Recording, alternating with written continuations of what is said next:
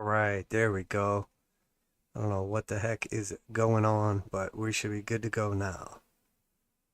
All right, sorry for the delay. Let's go ahead and get this stream started. Welcome back to the channel, Crypto Trend Trader, with our Sunday evening market look ahead. It is 8:06 p.m. Eastern Standard Time on Sunday, January 8th, 2023. And as always, before we get started, I'd like to remind you this is not financial advice. I'm not your financial advisor. These markets are extremely volatile. So please do your own research and trade responsibly. Yeah, sorry for the issues there. Something was going on between YouTube and Streamlabs, and they just would not sync up with each other. But everything appears to be good now. Somebody just let me know in the chat everything's going good. And in the meantime, we'll go ahead and get started.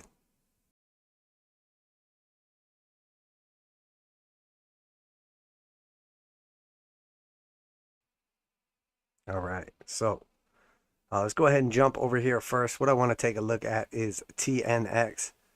Quite a bit of interesting price action going on. You know what? Actually, let's jump over to crypto first, and we'll take a look at what's going on in crypto. Appreciate you guys in the chat there. What's up, Hex Evolve? Good to see you. Eli, as always. Mark, how you doing, brother? All right, so yeah, let's go ahead actually and jump over to crypto. So we've been talking about for some time what is taking place in real time right now. What's up, Durwood? Good to see you as well. So essentially, what we've been paying attention to is we're going to go down to our shorter time frame here in a second, but this is what we've been waiting for, which was our daily bull cross. We know the last time that happened, we had a nice move. It got rejected, failed, rolled over, but we put in a higher low. And what that is hopefully going to take us to is the move that we were hoping to get right here, which is, just a typical move. We spend a long time above or below the 200 moving averages. Eventually, we get a back test, a return to fair value, which is all they represent. Just 200 days of price action, fair value. And the only reason they're in different places is one of them is exponential, which means it weights heavier, more recent price action. And the other is simple, which means each of those 200 daily, in this case daily, but whatever the period is, those 200 days are all ranked evenly. So, simple. Just take them all, put them together, and then divide them by that many, and you get your average. So we've been trading below, what is considered fair value on Bitcoin for quite some time, and most cryptos for that matter, with the exception of, a couple that we have looked at. Ethereum had a retest of the 200s. We saw Matic, we saw, there's a couple other ones as well, but the, Binance Coin, what else?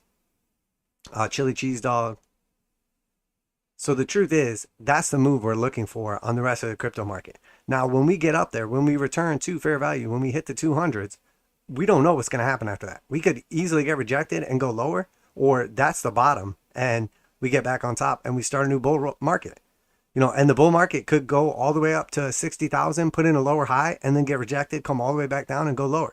Just because we go back into a bull market or back further into a bear market doesn't mean that, we're not going to switch at some point in time. I don't think that all crypto is dead. I don't think that Bitcoin will never return to its new highs. Now, you asked me that about some certain, altcoins, you might be singing a different tune.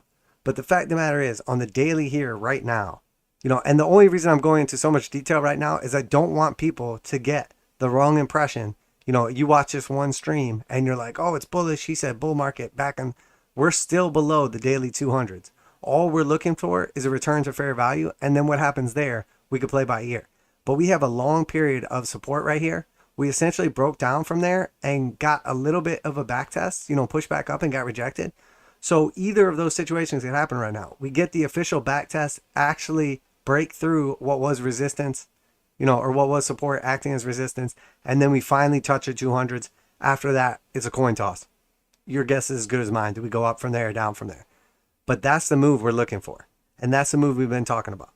So right now we have, on shorter time frames, obviously on the daily right now, we're below the 200s. So we're still very much in a bear market. So the position we're looking for right now is starting off as, or the position we're in right now is starting off as a scalp position, a simple trade just to try to capture, that 20% move. The risk reward was favorable, even though we're trading against the trend. The trend is still very much down. That being said, what we look for and like our criteria for, a bull market, a bull trend, whatever you want to call it, our criteria is the same no matter what time frame you're on. So on a daily, we're still very much in a bear market because we're below the 200s and they both have a negative slope. That's my personal criteria.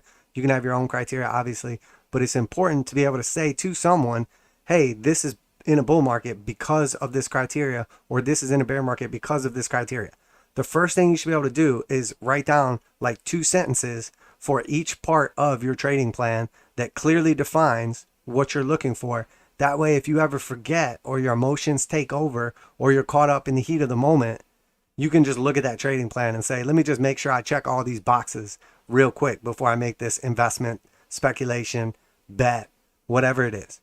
After you check those boxes, or even if you go through and you can't check all those boxes, it's okay to still take a trade, but you have went back to your system and then you have vetoed it. So, and I don't recommend vetoing anything until you know what you're doing on your own, obviously. So that being said, we have now crossed the 821 bullish. That's the first of my moving averages, bullish signals. The next is, obviously get above the 200 simple, 200 exponential, flip them blue. Then we're back in a bull market. Right now, we're starting a bull trend inside of a bear market on the daily time frame. So that 821 cross is a big deal. We're above the slope line. The slope line flipped over blue right here. We had a fake out. We came down, put in a higher low. That happens a lot. And then afterwards, we crossed it back, stayed above it. It flipped back bullish again. We're above the 0 line now. So as far as, we're 50% bullish over here. We're technically, completely bullish here. The only thing that could be more bullish right now on the daily TDMACD, just this one single indicator, the only thing that could be more bullish right now on this indicator is if the slope line was up here above the 0 line. And that's like not even a big deal. That just happens over time. All we have to do is just not sell off.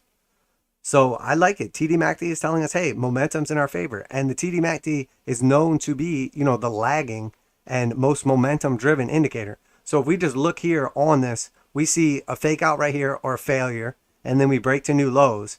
And then after that, we swoop up. We put in a decent little, upside trend, depending on when you're going from. If we say when this flip bullish, somewhere around here, it put in a nice little 20% move right there and then went to lower prices. So that's fine. We're just trying to capture this 20% counter trend move. Now we had another cross right here that failed. We did not have that slope line corresponding. Slightly afterwards, we get the bull cross. We move up. We have another little rally right here. Fails again. Breaks down from there. So we see that when we get this flipping into like the bullish momentum trend or whatever, it's definitely possible for that to fail the same way the 821 green crosses have failed. And that's completely fine. That's going to happen for sure. Does not mean that you can't capture, 10%, 15%, 20% scalp move in the meantime. And if your argument is, well, I'm not going to trade against a trend, I'll just short the rips. That's completely fine. That's completely fine. And you're going to get more trades like that typically in a bull market. My issue with that now, and this is very subjective, but my issue now with only taking bear moves in bear markets is there's going to come a time when the market does reverse. And of course you can wait and be passive, conservative, whatever. But oftentimes the best positions, and this is me personally, it might not be the case for everyone.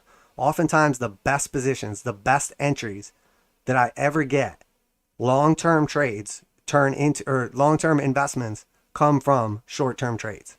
So I might get into something as a scalp and then it hits my target. I take profits and then, part of the trade is still running. And then actually what happens is I go from selling the rip into now we're actually bullish. So now I'm going to start buying the dip again. And it doesn't always make sense.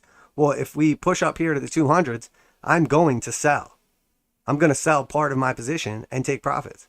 But if we get back above the 200s later, I will gladly rebuy at a higher price. So I will have, let's say for instance, we ride crypto from the cross right here up to, the 200 exponential or simple, whatever.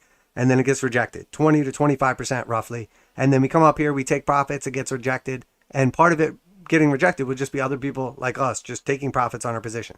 What happens then will be some kind of consolidation, maybe between the 200s, maybe below them, maybe above them. But after a certain amount of time, these things will be flat, and potentially, if we spend enough time above them, we start back into a bull market. And we'll talk about that in a second on the 4 hour. But here we are at 19.6 is one moving average. The other's at 21K. I might sell at 20K, and then I might buy back in at 21,500. And you think, well, why would I do that? That doesn't make any sense. Because this is a trade, and then this turns into, a longer term trade or an investment, or, however you want to look at it. So that's what we're paying attention to. The key to trading successfully is locking in profits, because eventually the market either goes up or it goes down. So you're really just betting on direction. So if you're trading the market, the key is to lock in profits after you get a move to the upside, and then get back in once we come back to the downside or something along, those lines. So let's go down here to a shorter time frame and see how this developed, and see what could possibly happen on the longer time frames as well. So obviously we had that capitulation through the 200s. This is a 4 hour now. Came down here, started basing out. We saw obviously some very, very clear bullish divergence take place. And then eventually we got the move back up to retest the 200s on the 4 hour. We crossed back above both them, and we see immediately afterwards, you'll see what happened here.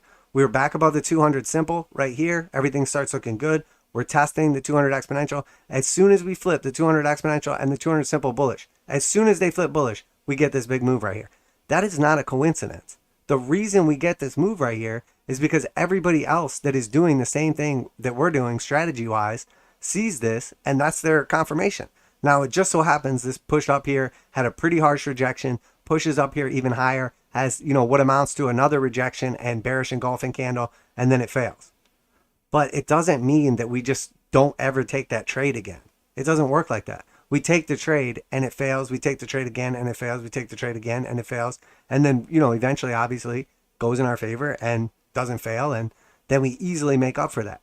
That's why we say we avoid the big losses, and then we let the little wins and the little losses cancel each other out. And then at the end of the day, there's only one thing left: massive gains. And that's what this is really all about. I mean, that's what we're really doing here. We're in it for the massive gains. The hardest part of trading is getting out of the way of the massive drops. Most people just say, oh, just dollar cost average. I just hold. It's too crazy for me because I don't know when to get out and when to get back in. Well, if you're watching this channel, it's because you care about that stuff.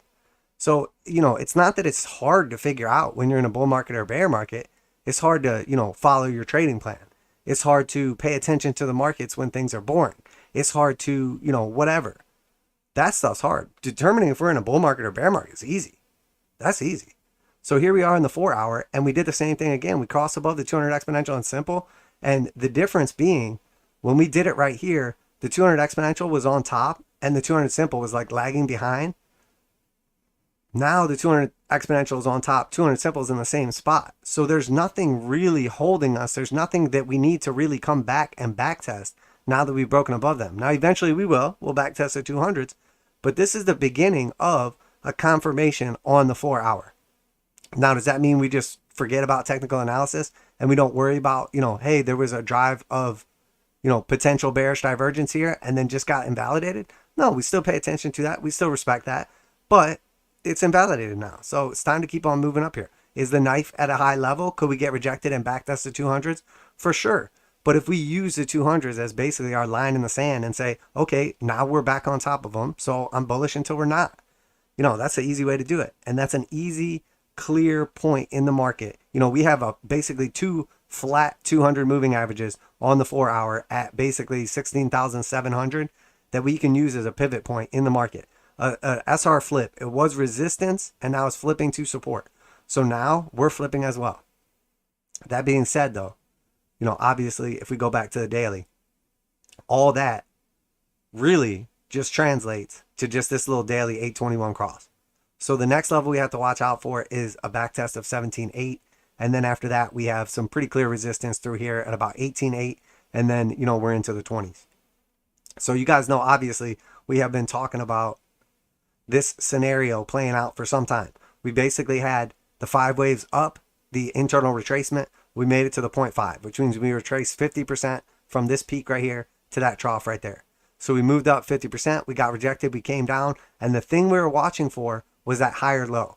We broke below this ascending slope line, but we never took out this low, which is very important. So we have a low, then a high, then a higher low. And then not only did we not take out this low right here for like the micro portion of like the downtrend, but we also, obviously didn't take it out for the 1, the 2, which that was the same way we looked at the retracement in yellow here, which is basically a bullish retracement of a bearish trend, which means internal retracement.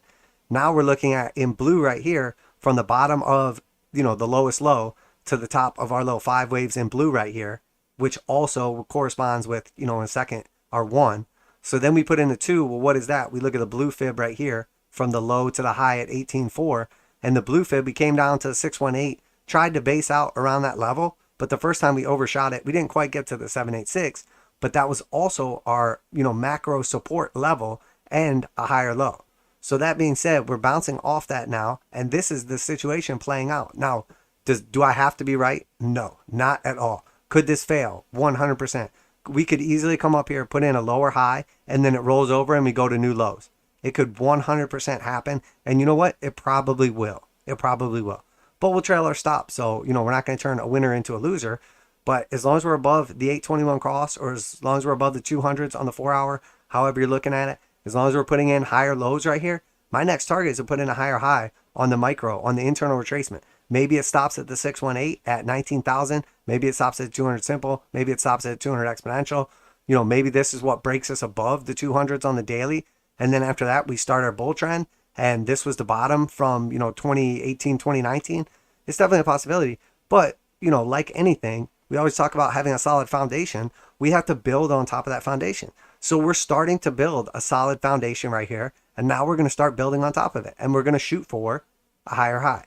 So we have this high right here. We have a higher low. If we could take out this high right here, we have the beginning of an uptrend. Still very much in a bear trend, still very much in a bear market, but we have a bull trend developing within that. And then eventually, if we could take out this peak right here, we get back above those 200s, we're no longer in the process of an internal retracement. So then instead of taking this peak right here, we can start looking at, what was our next step here, or the macro, or, whatever. But right now, all we're doing is we're just putting one more brick down in that foundation, trying to build our way up.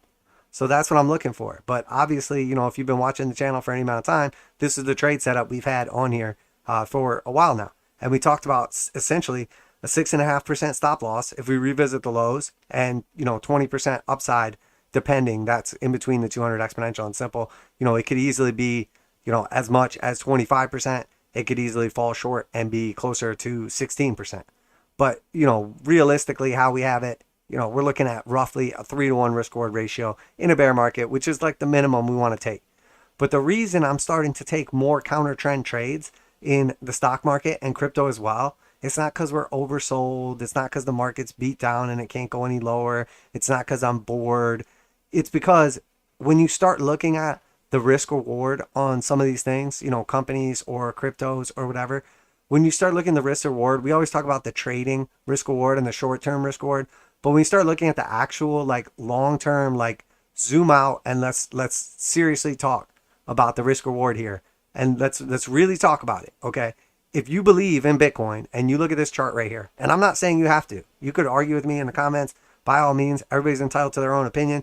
We can insert the Dow Jones here instead and do this exact example, but we're looking at crypto. If you believe that this thing is one day going to make higher highs, if you believe one day Bitcoin will go higher, regardless of, it's only going to be worth 100,000 instead of 70,000 because they're going to print more money and we're going to get more inflation. Sure. Okay, fine.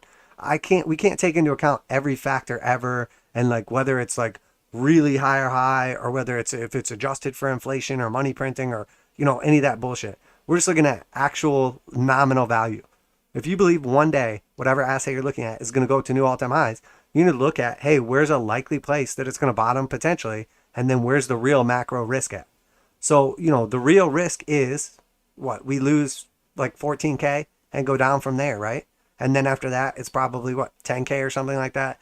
And then after that, we're probably looking at 6K. And then after that, it's probably 4K. And then if we break down from 3K, it's probably something like 1100. There's infinite ways it could go down on its way to zero. But what's the probability of that actually happening versus probability of going to the upside? Because we know always what we're looking for is bullish trades. Even if we're in a bear market, no matter what, because we're looking for asymmetric risk reward ratio. Something can only ever go down 100%.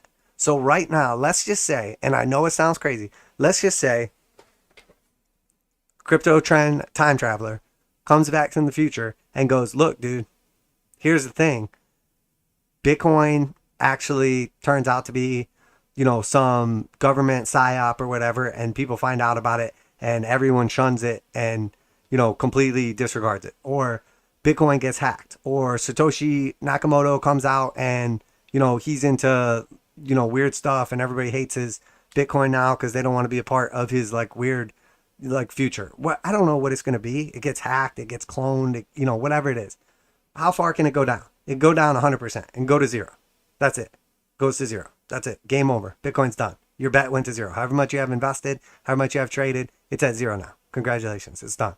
We lost. That's fine. But what's the actual upside macro from where we're at right now?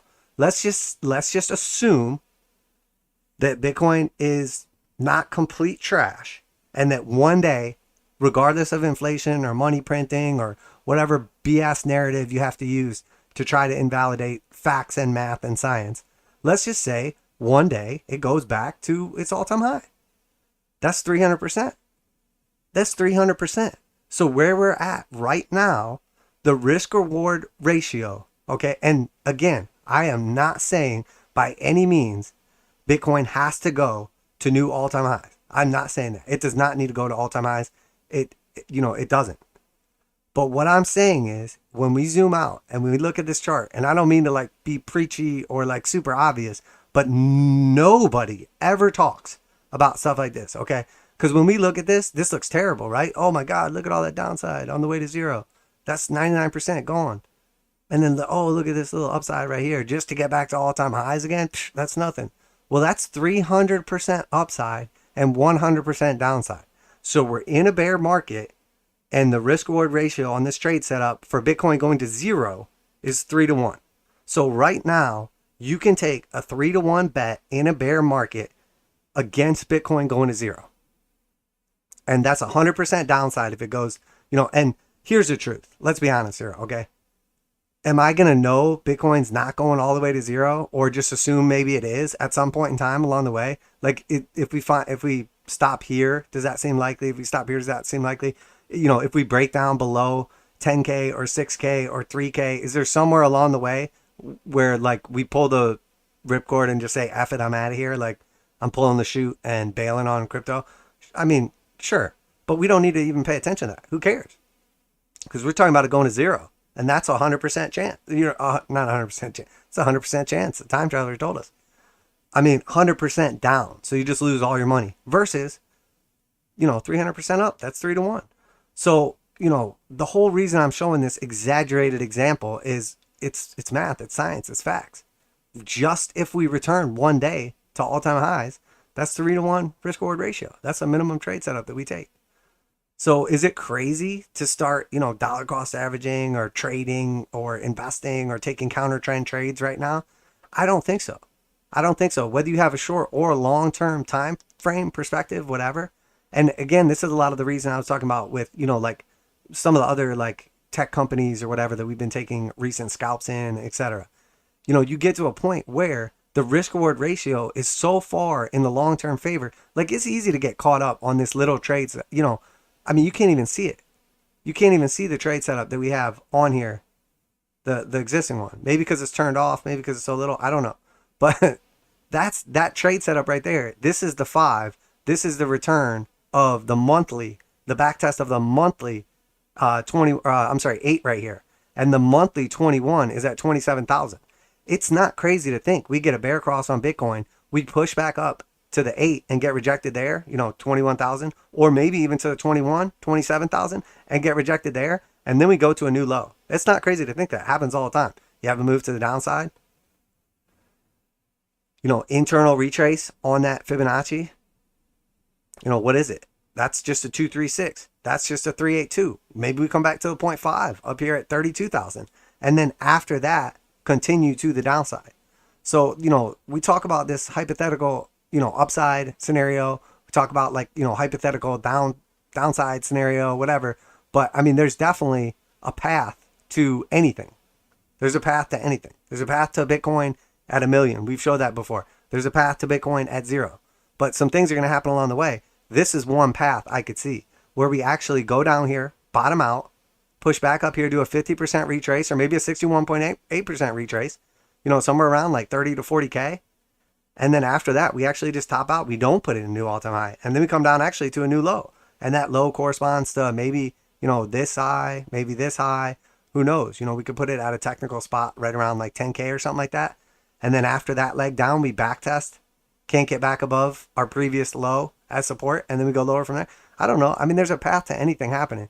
But it's important to pay attention to the fact that just a return now to all-time highs is a 3-to-1 risk-reward trade setup versus Bitcoin going to 0.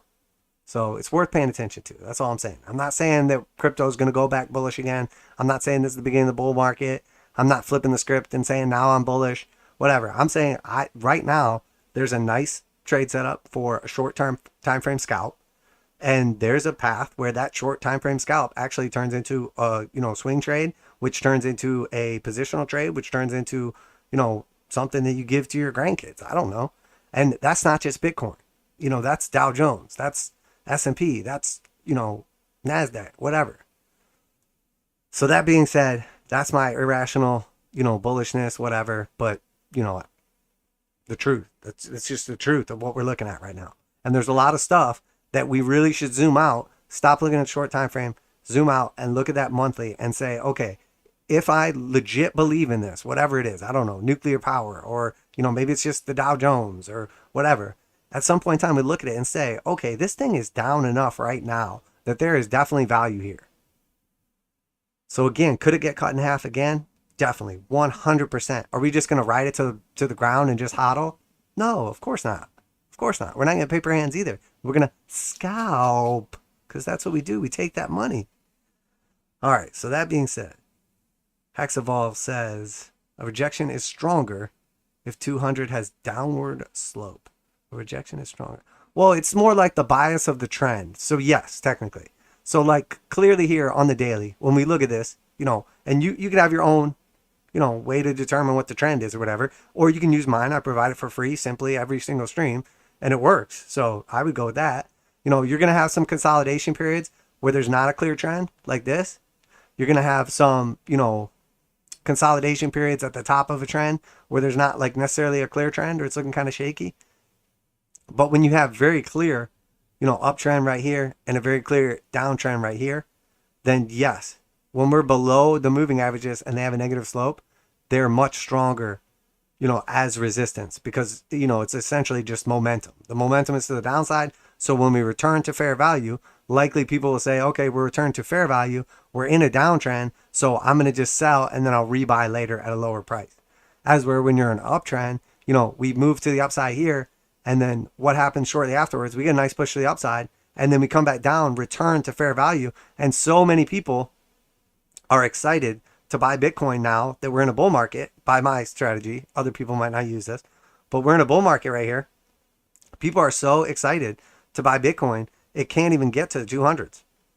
So it goes from extremely undervalued based on the moving averages to fair value to overvalued back to almost fair value. But so many people are willing to overpay because they see the momentum and look forward to the future. And then here we almost make it back. And I'm not going to lie, we predicted this head and shoulder stop right here perfectly. And when it broke down, I missed my buy orders right here. And a couple of you OG group members will remember, I missed my buy orders right here because we front ran the 200s and we didn't get back down to support. So I had to buy into momentum on the 821 bull cross right here, which is fine. That's okay. It's going to happen sometimes, but we were able to get out of this in advance and then rebuy down, basically right here. So even though the, arguably whatever, the strategy didn't necessarily fail us, but we missed our entry, the strategy was able to get us back in. And that's the most important thing. If you get out right here, when do you get back in? It's simple. When the 821 cross back green again. And that's what's so beautiful about this system, about this indicator, about, how I trade. There's going to be times where you get chopped up. There's going to be times where you're going to take, hey, I took a small loss or, a small win. Here was a specific example where you might buy back into, crypto right here at 55.9, and then suddenly it breaks down and you got to get back out at 56K. So sure, you lose like 3K on your Bitcoin right there, which at the time is like what, 5% or something like that. Not a big deal, but you lose that 5% and then you dodge, 70% downside. So that's what the beauty is. Every once in a while, sure, you get faked out, but if you just stick to the system and you just keep following the rules, you're able to capitalize on the big stuff. Once this crosses back to the upside, there's some fake outs, whatever. You might exit out of a position, right here, you might go long. And then shortly afterwards, you get stopped out on the push down, but then you avoid the big thing. I mean, it happens. It's trading. You're not always going to get perfect entry. You're not always going to buy the bottom, sell the top. But if you use momentum and you trust the market, trust the indicators, trust the system. I don't know how far freaking zoomed in I am. It's going to pay off in the end, in my opinion. Or maybe you'll develop your own system that's even better than mine, but at least you'll have, learned to fish on your own, etc. So that being said, most important thing, in my opinion, is to follow the trend. Now, if we look at just one time frame, though, we might get tricked by the market. So if we look down here at, say, the 4 hour, we're technically now in a bull trend. We were in a bull trend here, broke down. We're in a bear trend here. We were in a bull trend here for like a second, back into a bear trend, kind of consolidation actually technically, because the 200 simple never flips back over. Then here it's bear trend, then here it's bull trend. But at this point in time, we know there's a battle taking place, a fight taking place. But now we're technically in a bull trend. But that doesn't make me think for 1 second that that's it. Bitcoin is just bullish now. No, it's in a bull trend on the 4 hour time frame. But when we zoom out to the daily time frame, we see we're still very much in a bear market. And obviously you'll see that the 821 bull cross on like a daily is going to correspond with the 200s on the 4 hour, etc. And that's why I use, Fibonacci numbers, is because it's magic, obviously. And then on the weekly, we'll see obviously here that when we look at this, Bitcoin has on a weekly time frame, and this is worth note too, we'll talk about it for a second. This has been in a bull market for its entire life on a weekly time frame. Never has it fallen below the 200 exponential and simple and lost the slope. So what is happening right now, okay? We see on the weekly time frame, all green histograms as we're putting in lower lows. That's bullish divergence. We're above the 200, or I'm sorry, we're above the slope line, and it has flipped from red to blue. We were in the bearish control zone. We're exiting the bearish control zone, getting a hard buy signal on the weekly. That's all the stuff that we look for to take like scalp trades or positional trades or entries or whatever. But at the same time, that's happening a bunch of random like bullish stuff right here, and it's translating to shorter time frames as well. At the same time that that's happening, we're very, very close to the worst possible scenario happening in Bitcoin's entire life ever, in all the existence since the dinosaurs, okay? And what that is we're about to have the 200 exponential cross below the 200 simple. The 200 exponential already has a negative slope. It's red, obviously. And the 200 simple is basically flat. So literally, if we don't get back above $25,000, in a couple months or whatever, we're on a weekly time frame. So, every candle is four candles is a month. So, just picture it out here. We just kind of go sideways here. This continues. We get the bear cross. Eventually, this one flips red too. And then we enter officially into a bear market on the weekly time frame for the first time in Bitcoin's entire life cycle. That is horrible. That is absolutely terrible. I have no interest in an asset as an investment or, whatever, while it's in a weekly bear market. No interest, zero interest in holding. The only thing I want to do is scalp it, okay? And I'm talking about in the most violent, gruesome way possible, scalping it, okay? That being said, what often happens is, as we're about to do something like that, oftentimes price action will revert to the mean and we will test that level. We'll punch back up here to the 200s and the market will say, okay, meet me on even ground. And the two champions step out, the bull and the bear, and they do battle to the fucking death. And then at the end of the battle, the one that's alive determines direction of the market. So what I think there's a high probability that's going to, or is in the process of happening right now, is we're going to attempt to push back up here to the weekly 21, about 12%. We're going to attempt to push back up here to that previous high, about 20%. We're going to attempt to get all the way back up here, possibly as high as 43% from where we're at right this second, $25,000. We'll see. Maybe it doesn't happen. Maybe it fails. Maybe we get rejected again. It failed right here. It failed right here. Might fail again. But there's enough signs on shorter, and then medium-term time frame, and enough history that there's possibility that's about to happen. We see, obviously, we don't really see as many examples on Bitcoin because it never actually like flipped into a bear market, so it can't really like come back. But we can see an example where we're in a bull market, we get the bull market again, we're technically putting in a lower high right here, we come back down, and then we retest the 200s, and then they reject prices. We come down to the 200s, they reject prices. Okay. And in this case, when they reject lower prices, we then go to new all-time highs. So if we push back up here and we reject higher prices, we return to the 200 exponential and simple on the weekly time frame, and the market rejects higher prices, we could definitely go to new, it wouldn't be all-time lows, but new cycle lows, and continue the bear market. So in my opinion, there's a short-term battle taking place on the 4-hour time frame. Right now, the bulls are finally winning. There's a medium-term time frame taking place on the daily, where we're just trying to get back to fair value. And a lot of people are going to use that to exit, for sure, including us, on a scalp trade. And then along the way, if all that goes good and the bulls win all that, then maybe we get all the way up here to 25,000. And then you know what happens then? We sell the rest of our position then. And you're like, wait a minute, but you're talking about all this bullish stuff. Why would you sell your position? Because I'll gladly buy back higher. When will I buy back higher? Once we're back on top of the 200 exponential and simple. And on a weekly time frame, I'm bullish again. And you're like, yeah, but you're going to miss out on that $1,000 worth of Bitcoin. Yeah, okay, sure. I'll sell my Bitcoin at, 20,000 or 24,000 or whatever. And then I'll rebuy it at 25 or 26 or whatever. And I will definitely, I'll miss out on 7% or 8% or 10% or whatever. And that's fine. Maybe I'll even get a better entry than that because there'll be, a flash crash. I don't know. We'll see what's going to happen. But the fact of the matter is, when that takes place, if and when that takes place, let's just say I'm right and the 4-hour builds into the daily builds into a weekly, and then we get up here. And then at that point in time, again, it's choose your own adventure. The bull path, the bear path, okay? The market will decide. We don't get to pick. There's no, for sure bets. But when we get up to that level, there's going to be a battle again. The champions will fight it out of the bulls and the bears. And then eventually we'll either push back up, maybe to a new all-time high, maybe to another lower high in rejection. Or we get rejected, go lower. But the fact of the matter is, it brings us back to that same scenario. I'm trying to avoid the 99% downside, and I'm trying to catch the 300% upside just to get back to all-time highs. So the best way to do that is a little piece at a time and let the market build confidence as we go. So that's what I'm looking for, guys. Somewhere in between a 12 to 20 to 50 to 300% upside potential. Now, are we going to, am I counting on a 300% trade and I'm factoring that in when I take my entries right now? Hell no. But as we continue to build more confidence, more momentum, and the bulls get stronger in the markets, things will change. And when we zoom out here and look at the monthly, monthly looks pretty terrible, the monthly chart.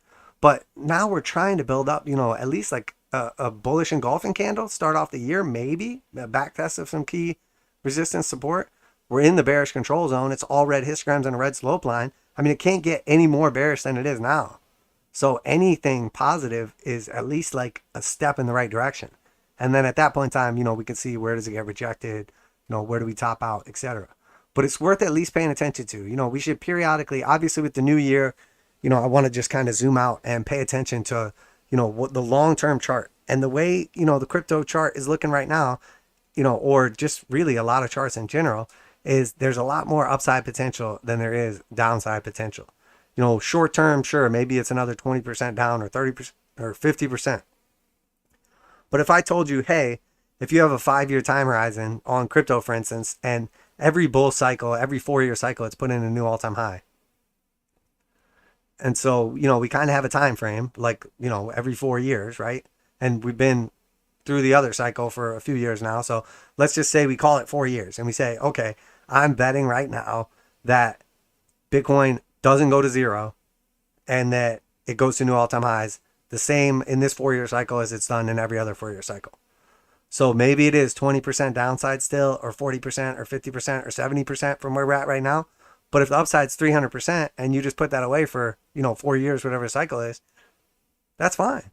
Now, Do you want to be Michael Saylor? Do you want to buy at 30K and then the price goes to 20K right afterwards and look like an absolute moron and waste billions of dollars, and all of a sudden, like, basically get, smacked around by the market like the little bitch that you are? No, of course not. Of course not. But Michael Saylor doesn't have a trading strategy. He doesn't have an investment strategy. He has a marketing campaign, and people that'll loan him money. So that's the difference. What we need to do is just look at it, as a math problem and just solve for, what's the best case scenario? What's the worst case scenario? What's the probability of that happening? Is there a potential for us to make some profit along the way? So that being said, going into the new year, it looks like there's some potential for at least the beginning of the year rally. So now let's see how that translates to altcoins. Ethereum already touched a 200 exponential, or simple rather, did not touch a 200 exponential, has not touched the both moving averages since April of last year. So we're looking at potentially Ethereum right now on that 200 retest at about 1,500. It's about 1,300 now. So maybe not quite as much meat on the bone, especially not obviously for the retest because we're so much closer to it, but overall more bullish looking. So total market cap. So this is all the cryptos. Came down here, found support at this key level. We're trying to push back up here. Again, this looks very, very similar to the Bitcoin chart. It's not crazy to think that all we're doing right now is, we top out, we come down, we retest a key level, the 2017, 2018 high, bounce at that level for a little bit. Maybe we get a push back up, put in another lower high, get rejected, go lower. It's not crazy to think. Or possibly, we break above this level finally here, and then we back test it at support and it holds, and then we go to new all-time highs. Or base out here for a while and then eventually go to new all-time highs. Worth paying attention to though, I always try to keep my bias out of the situation and just keep it about, what the momentum, what the trend, whatever is saying. And the truth is, when you go into a quarter, especially when you go into a new year, I always try to just zoom out, look at everything fresh, and just say, F what happened last year. Don't worry about, was the price action good? Was it bad? Do we have good trades in this? Do we have bad trades in this? Is everybody else momentum, or everybody else's sentiment like bullish or bearish, or what's going on with like everybody else? Just zoom out, quiet down all the noise, and take a look and legitimately look at what's happening, and then go from there. So Bitcoin market cap dominance. We talked about this 821 bull cross that was starting to take place. It's rejected now, breaking back down. Looks like a failed cross to the upside, telling us, hey, maybe altcoins actually are about to pop off right now, and we're gonna get that thrust, that altcoin thrust. It seems more probable now than ever, honestly. It's not like people didn't get shaken out of this bear market the same way that they have in the past, which definitely makes me think, okay, yeah, probably it's not over because the pain, hasn't been that bad. But like a lot of people lost like 99% or 70% or all their money in crypto. Like if you were new in crypto in the last few years, you probably lost most or all your money, probably all of it. That being said, it doesn't mean that, Bitcoin will never gain back market cap. It doesn't mean that altcoins won't, push to new all-time highs. It doesn't mean that people aren't still stupid. Matter of fact, it means people are still really stupid. A lot of the cryptos that probably are surging the most or going to surge the most are probably going to be the worst, shittiest projects. So Bitcoin futures, I don't even know why I put this up here. Probably just clicked on the wrong thing. Solana. Okay, we talked about the Solana situation. You guys know I am not a fan of Solana. And on last Wednesday's stream, we laid out this potential setup right here. And I'm like, I told you straight up, I'm not taking it because I think Solana's trash. But that being said, the 821 bull cross, this thing was consolidating. It was getting ready to bang up against this triple resistance. So we laid out a little trade setup. Since we did that stream, it's already up, 16% in the last couple of days since then. And we're talking about a 100% move. Now, am I going to FOMO into this? Am I going to take it now? No, of course not. Solana's trash. I don't want anything to do with it. Nothing has changed for me personally wanting to trade or own Solana in the last few days. But it doesn't mean there's not a good setup right here. So we talked about a bunch of them. Link was another one. It's been very, very weak lately. I actually don't hate Chainlink or think it's trash. It's just having a rough run here. But 15% potential upside, maybe even more than that for a back test at 200s. This thing has already tested them. So it's already been more bullish than most cryptos. Polka dot, another one, been getting just absolutely clobbered in this downtrend. And we see the same resistance from the last two spikes and then this one here, and we're banging our head up against it. Now, could you extend this out a little bit in real time and say, well, actually, we're not quite there? Sure, you could. And it's worth paying attention to the two ways you could draw that. It's worth paying attention to, the lows and, the basically like 100% give back right here. Sure, all that stuff. But if we break out of this resistance after getting completely beat down from, the all-time high was what, $55? Or was that the all-time? Yeah. Okay. So the all-time high was $55 right here. And now we're at $5. So this thing has lost so much value. So even if you're like, oh yeah, it's just going to zero, there's a good possibility though, they're on the way to zero. It pops up 1 or 2 or, 10 more times. That's 35% move back to the 200 there, 53% move back there. This was our potential when we were talking about here. Be careful about the breakout.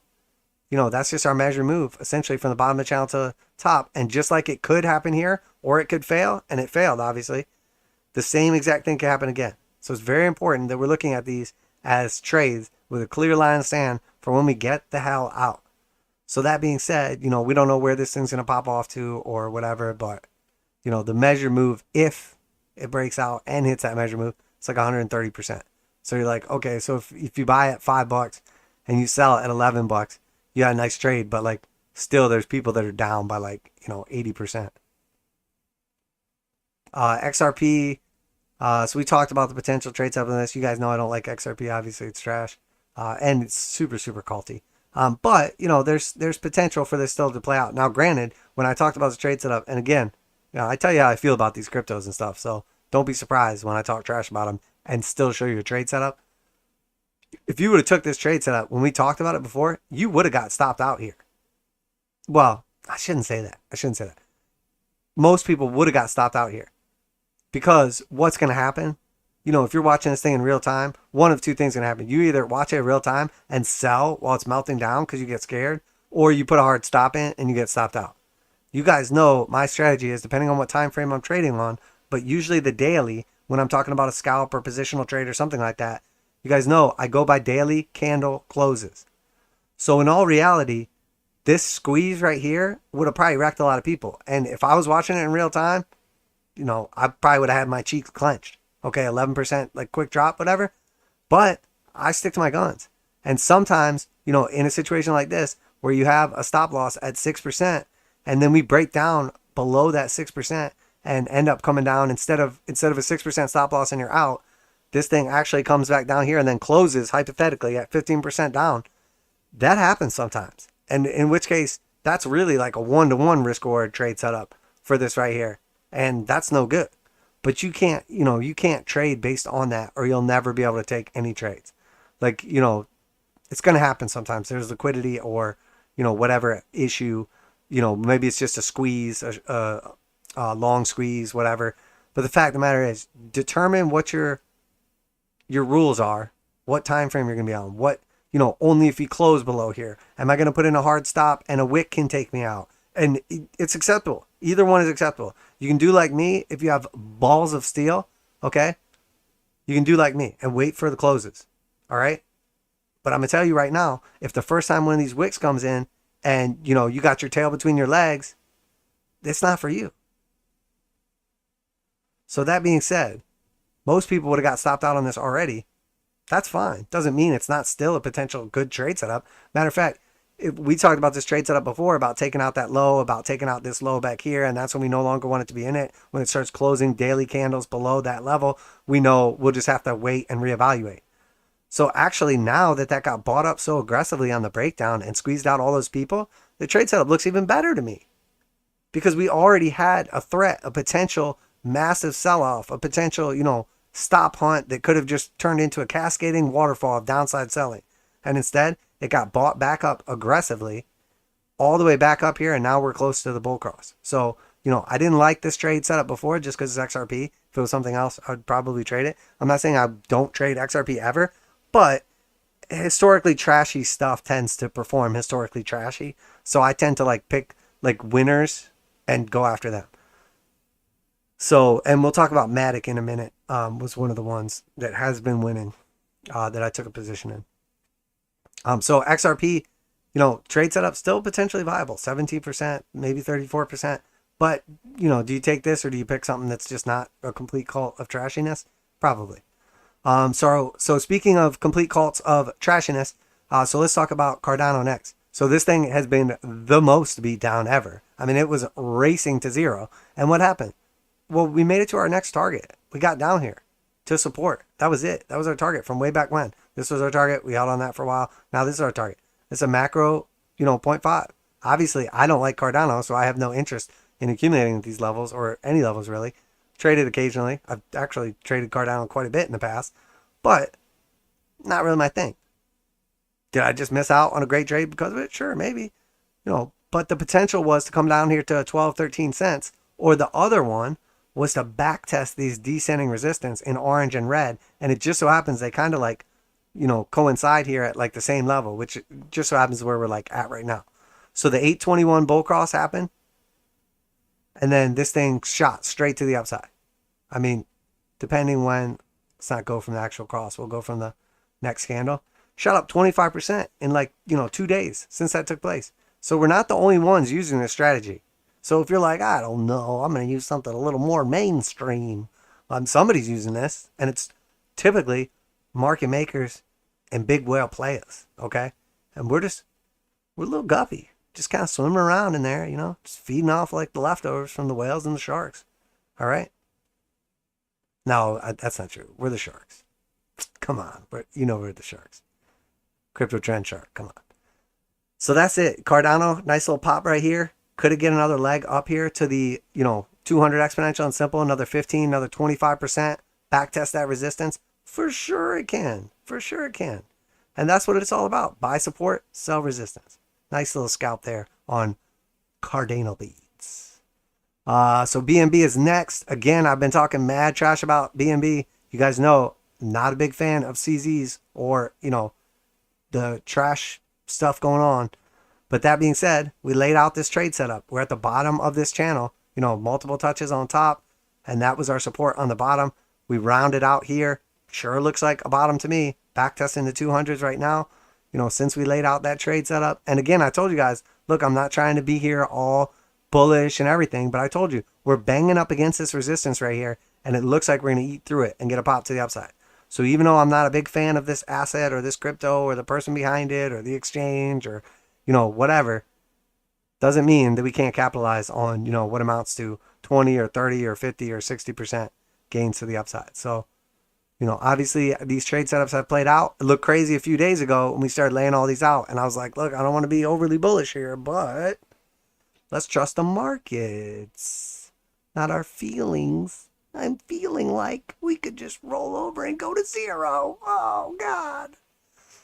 So Matic, we laid out the Matic one. I've been talking about this for a while, how much stronger this is than pretty much the rest of the crypto space. And for some reason, you always seem to hear like positive stuff about Matic or Polygon or whatever.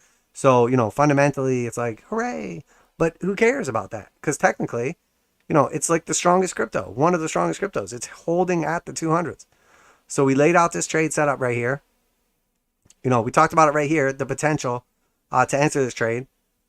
Didn't actually enter into it. We ended up coming down here. But if you did, you would have been fine. Because, we had the stop loss in place, obviously. I ended up just taking it on the 821 bull cross when Bitcoin confirmed. So we ended up at the same entry point that we discussed before. The trade setup hasn't changed at all. The difference is if you entered here, you had to sweat a little bit. You got a little sweaty. Okay. Maybe you lost a little sleep. But, we're right back at the same spot now. And now we got a nice push up already on that position. So, another one that has jumped up, 6% quick. It's okay, whatever. You're like, oh, I should have bought the anal beads. We'll see if it plays out. I don't know if it's going to get all the way back up there. But 53% upside, 9% downside, 5.7 to 1 risk reward ratio. So, currently long Bitcoin, currently long Matic, some other random trash. You guys know we're long Tesla right now. And you're like, why are you buying all this trash that you've been mean to for the last year? Well, because the technicals. That's what it's all about. When it looks the trashiest is usually the best time to buy. And when everybody's thinking about how it's a good time to buy, it's usually right about to get much, much cheaper. All right, so that's it for our crypto zoo over here. Let's jump into some other stuff. Keep moving. Let me jump in the chat real quick. Hexavolve says, great explanation. Oh, for sure, brother. Parag, what's up, brother? Great stream. Thanks, man. Which is more culty, Hex or XRP? Man, I got to give it to XRP only because, okay, and I don't want to short you on this one, Hex Evolve, because I know you're part of that cult. I don't want to short you here, okay?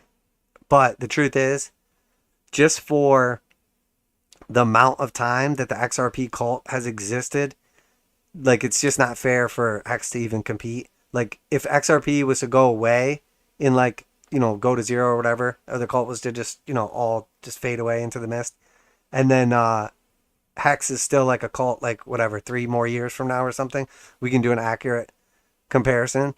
But I would have to say still XRP is just a massive, massive cult. I mean, there's very few people I have ever met that are so culty, with the exception of like Tesla people and like Cardano people. And I mean, some of the worst cults, some of the worst. So honestly, man, no offense, but Hex is, you guys are still like far off from like the cultiness. You're still like local church culty, not like super mega church, like on TV culty. You'll get there though in time. I mean, you know, or diversify and you won't. I don't know. But yeah, I mean, I gotta give it to XRP. Number one cult. Number one cult should, or I don't know. There's a couple pretty culty ones. My problem with XRP, and the reason I talk so much trash about XRP, is because it didn't put in a new all-time high.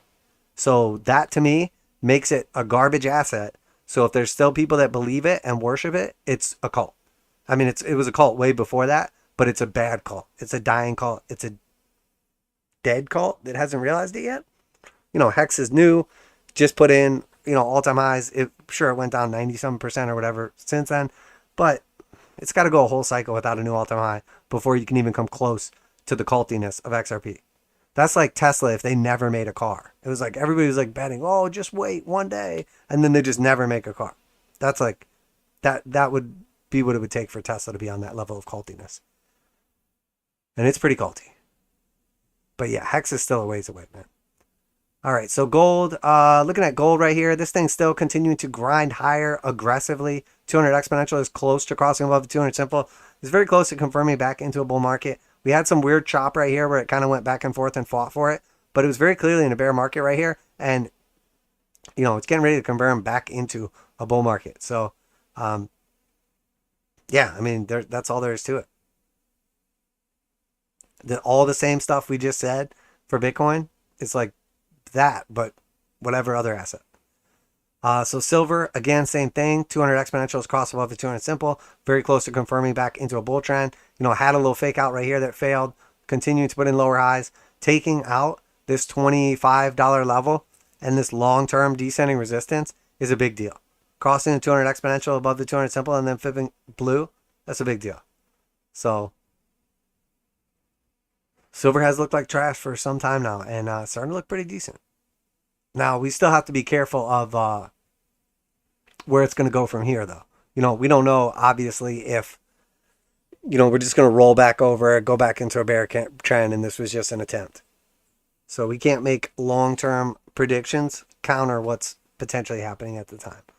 All right, so GSG, this is, you know, our energy commodities, still at the lows right here, looking pretty bad. Very clearly just, you know, we talked about this on the monthly Bitcoin. Like, we confirm into the bear market, and then we backtest the 200 exponential. In this case, get rejected.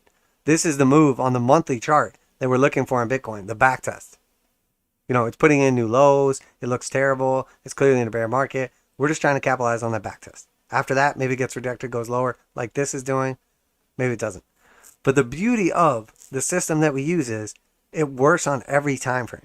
You could switch between time frames and it still works. And it's beautiful and it corresponds. And you're like, oh, wait a minute, the 8 and the 21 on this time frame line up with the 200 on that.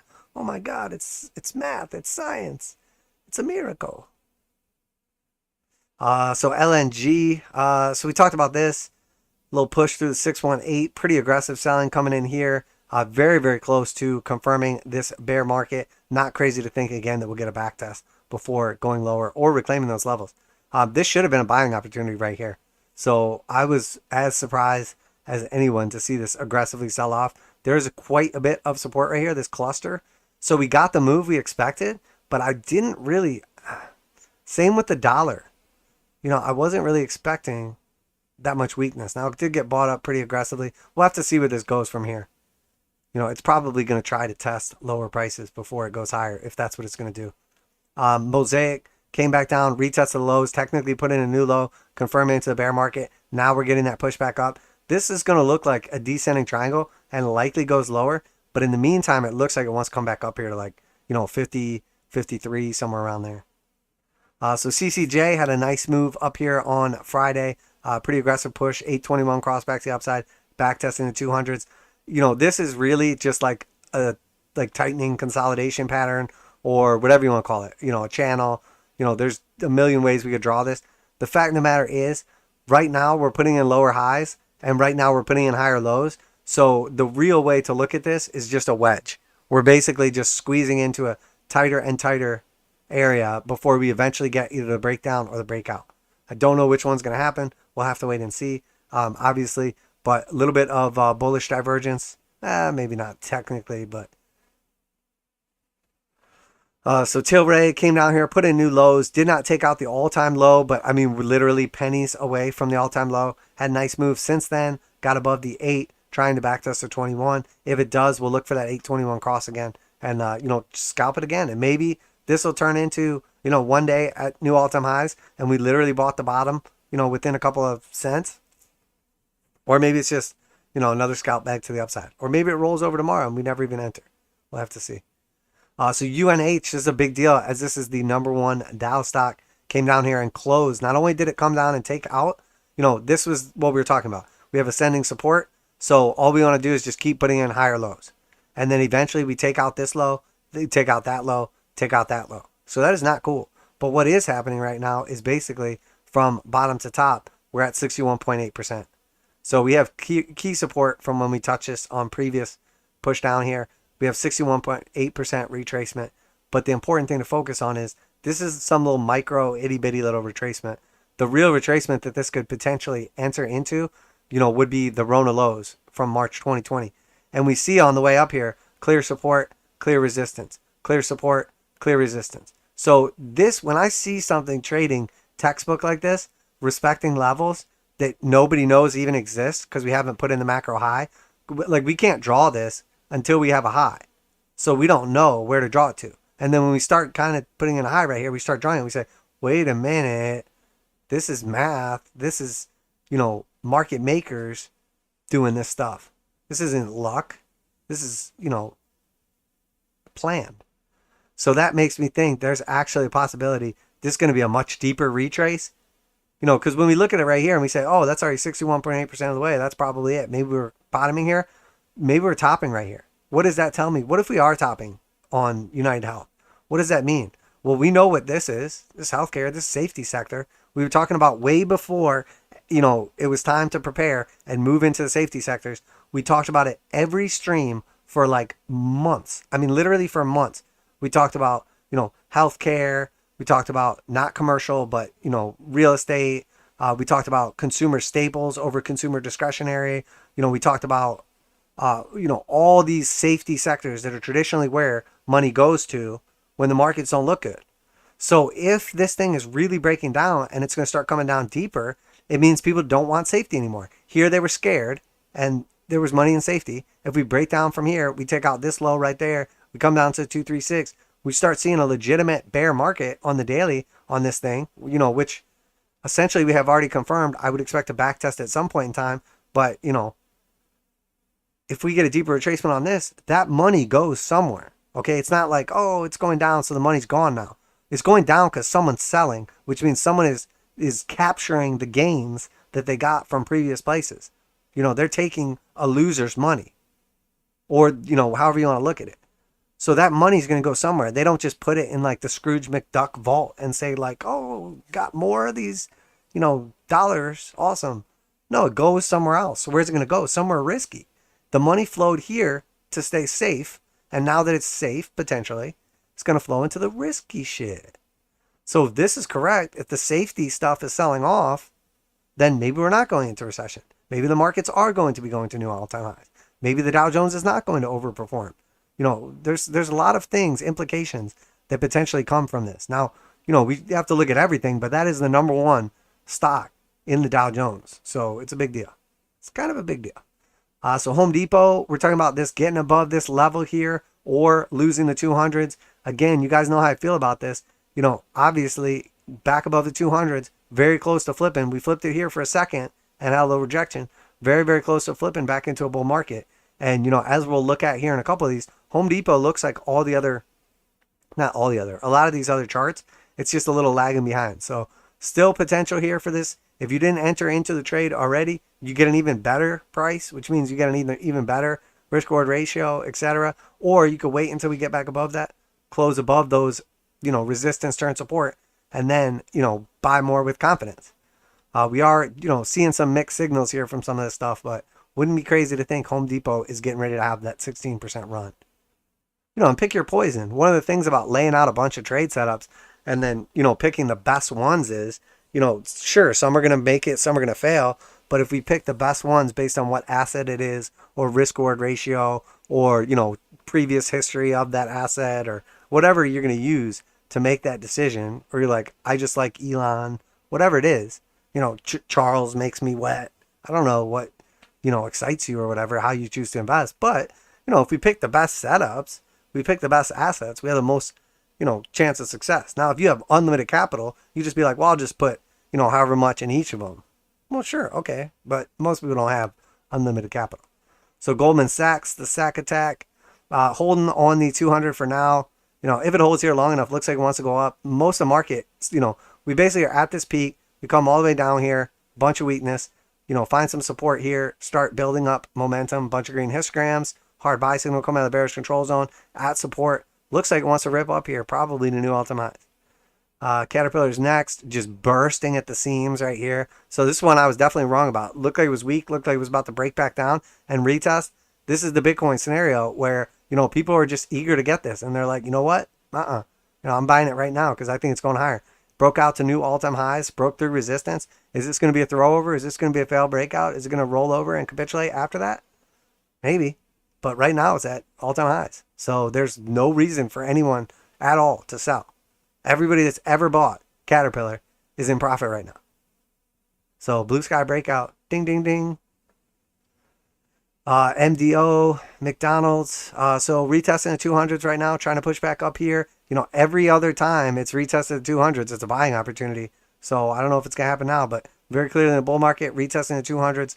So, you know, what's a scalp going to look like on McDonald's? I mean, this is more one to like gauge or like see the direction of the overall market or whatever than it is to like scalp trade. Like, you're never going to be like, oh my God, the risk reward on McDonald's is 3-1 and we're talking about 7% gains. Like, I got to get all over this thing. I mean, it's never going to excite you the same way. At least me, anyway. I don't know. You get excited by Charles, so probably somewhere out there, there's someone that like puts up with my bullshit, but actually still likes Cardano. And I know there's days when you think about unsubscribing. And matter of fact, I think one of those days could be today. Could be today. So Amgen. So again, another big player. Nice pushback up here, back testing resistance. Man, we'll see what happens here. 281 is going to be like the line in the sand. Obviously, it's a technical level, but, you know, building up momentum, you know, before that little burst to the upside. And we see what happens. These start to build up momentum. Price action doesn't move. Starts to build up momentum. Price action doesn't move. And then all of a sudden it bursts. And that's what we're trying to, you know, get a hold of. Like, there's nothing better than laying out a trade setup. 4 days go by and you're up 23%. Cha-ching. Bye. Bye. I'll be on the sidelines. Bye. I'll be drinking Mai Tais on the beach. Bye. Whatever it is you enjoy. Hot tubs in the mountains. Microsoft looking rough here. Down at the lows. Technically putting in a higher low for now. We'll see what happens. We talked about the potential to just take that same trade setup again. I don't know if I love it, but I don't know. We'll see. I went with the Amazon setup instead, so we'll get to that in a minute. So Visa, I'm weird too. I like to rotate my trades. I don't know why. You very rarely will find me trade into something, lock in gains, and then immediately trade it again, unless it's just flipping from like bullish to bearish or bearish to bullish. I don't know why. Just like after I lock in gains on something, I kind of just sit back and like let it breathe for a little bit, see how it's reacting. I don't know. It's a personal preference, I guess. And that's the beauty of having like, unlimited assets you can trade. And the internet. Visa backtesting that clear resistance right here. Same exact thing with like Home Depot. It's back on top of the 200s. It's breaking through a descending resistance line. It's fighting to get through, another horizontal resistance line. I mean, it already made it to 618. So if it breaks out from here, we're expecting the 786. So when we start looking at this move, we talk about 7% in the next, 2, 3, 5 candles, maybe, or rejection, it goes to 0. But I mean, there's definitely some meat on the bone. Obviously, Visa's not going to excite anyone the same way some of these other ones do. But what we're looking for is the reason we're watching these Dow stocks specifically, and we've been talking about them. And you'll notice, okay, guys, if you haven't noticed already, usually when we're talking about something exciting, it's because it's like relevant and usually in advance. And then we move on to like the next thing after that. Like the same thing, we're talking about safety sectors forever. Well, they're like once it becomes mainstream and everybody's looking at the safety sectors, and it's like we're fleeing to utilities and healthcare because they're safety sectors, and like by then it's like if you're not already in position when everybody's talking about it, the trade is probably over. So that's why we usually are moving on when everybody else is finally catching up. So that's what we're doing over here. Now, one of two things going to happen from here. Either the Dow Jones obviously has been looking good, bullish, great, and that's why we're looking at these. One of two things going to happen. The Dow Jones is going to roll over and like look terrible and fail, or it's going to break, continue to the upside, and then maybe everything else is going to follow it. So what we're trying to do is figure out what's really going to happen. So the one thing that's given us definitive proof, like, hey, we're in a bull market. Hey, this thing looks good. Hey, we're going to new all-time highs. That's the Dow. Now, it doesn't have to be right. It doesn't have to continue down that path. But we know that's the most important one right now. Now, once the S&P or something like that gets above the 200s or, the Qs or whatever, we can pay attention to that too. But right now, Dow Jones is the most important one. So by looking at it's like the top 10 stocks are like 50% of the Dow Jones. So if we look at those top 10 stocks and say, okay, 7 of these are saying we're probably going higher and 3 say we're going down, or 7 say we're going down and 3 say we're going up, we get a more accurate picture as to what's actually happening in these markets and try to get in front of the next big move. Because look, the Dow Jones, if it stays above its 200s, is going to be at all-time highs very, very soon. Probably, by the end of the first quarter, if not half. If it gets rejected, we're probably going to be at new all-time lows on everything, like stock market, crypto-wise, whatever. So it's very, very important what the Dow does right now. So Honeywell, W bottom, broke through, back testing as support. You guys know what the squigglies mean, okay? This is no joke. When you see squigglies hand-drawn on a chart like that, by me, not by TradingView, that's important, okay? So we see, obviously, the knife came down here very aggressively. We did make it. We penetrated the squiggly. Not enough to get it pregnant, but we made it through the outer squiggly, okay? Now, obviously, if we got down in here and got deep, deep inside the squiggly and we were able to, accumulate a position there, we could talk about hatching Logan Paul style. But for now, it's slight penetration. So you guys know what the squiggly means. You know where we're headed after this if the squiggly holds and we go on from there. But so far, sounds like Logan Paul is in fact a scammer. So TRV, so Travelers Company, again, busting through that clear resistance. We said the longer this thing hangs out, the more likely it is to just burst to the upside. Now, we did draw in this hypothetical rejection off the slope line. This still could play out. We just had a little hiccup, and then it comes up here, rejects, rolls over, whatever. Or we invalidate new all-time highs, just surges. But for right now, like if somebody was like, hey, what do you think about this as an investment, like on a long time frame? And then you're like, well, looks like it's at all-time highs, and there's no reason for anyone ever to sell this because it's in a blue sky breakout. So probably looks pretty good. Deer came back down here, filled the gap, and obviously that was the entry for the trade setup. Basically touched our entry, just touched tips, and then had a little surge back up here. So you guys know, obviously, the 1.618 is the target. Could be the 1.5, could be the 1.236. I'm sure we'll see some hiccups along the way, about 500. But we're looking at about, 20% just to 1.236. We're talking about 42% to the upside. This is on deer too, okay? This is on tractors, okay? Okay. And then we got that Lululemon set up, trying to fight back to get above the 200s again. You guys know I had pointed this one out because it has, look, this thing has been overperforming, like staying strong. Obviously, we saw some weakness as of late, but it's trying to fight to get this back up here. 30% upside potential right there. We want to be out if we stop that. I mean, this trade setup's been here forever. You guys know what it is. And then 50% would be back to all-time highs. So, again, a lot of this stuff, we had this ascending channel. It's playing out nicely. Sort of reminds you of a random trash crypto run by a guy with the 2-letter abbreviation for a name. The biggest exchange.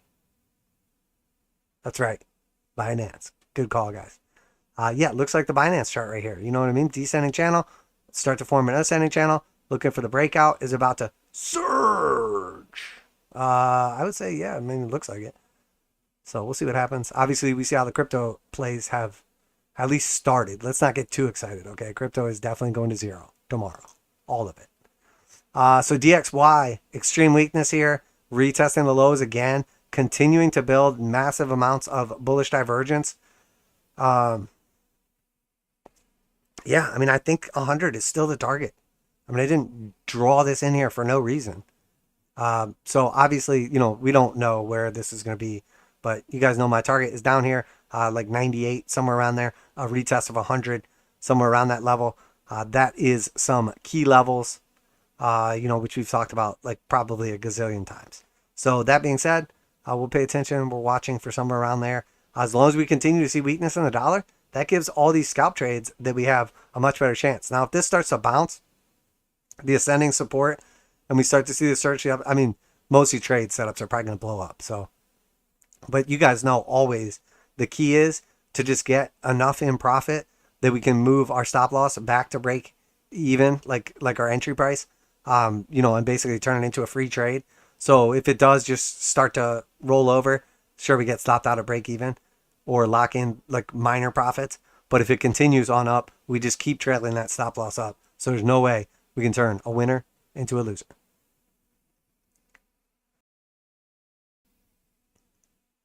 And I know for some of you ladies out there, you're thinking, oh, I could turn a winner into a loser.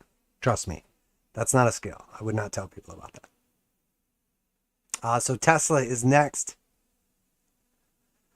So obviously Tesla, since we took the entry and had that little like scare tactics candle right there, but we weren't scared.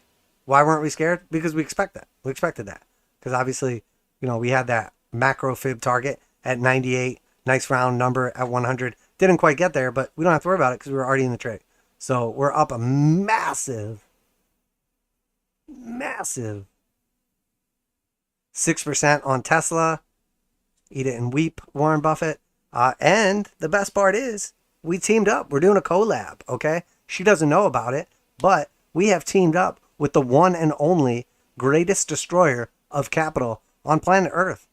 Actually, don't fact check me on this. I feel like there's two front runners for destruction of capital of the female persuasion, and I'm not sure which one's actually bigger. I think one is a blatant scammer. The other is just a brain dead moron retard. That's the one we're collabing with. Okay. The other one I think is like in jail now. We're talking about Elizabeth Holmes, but that's not who we're collabing with. No. We're collabed with the one and only Queen Cathie Wood. Now she doesn't know about it. Okay. But I have watched some of her like ARK Invest streams, and also we're in the same trade. So we're basically partners. Now, how does that make me feel about our future in this Tesla trade? It's probably going to blow up and go straight to zero because Cathie is a brain dead retard. But that being said, every once in a while, I think it's okay for us to be in the same trade as Cathie, because the difference is we made money last year and Cathie lost like billions of dollars and is down like 80%. So I think it's okay for us to collab with her for just a little bit. We'll see how it goes.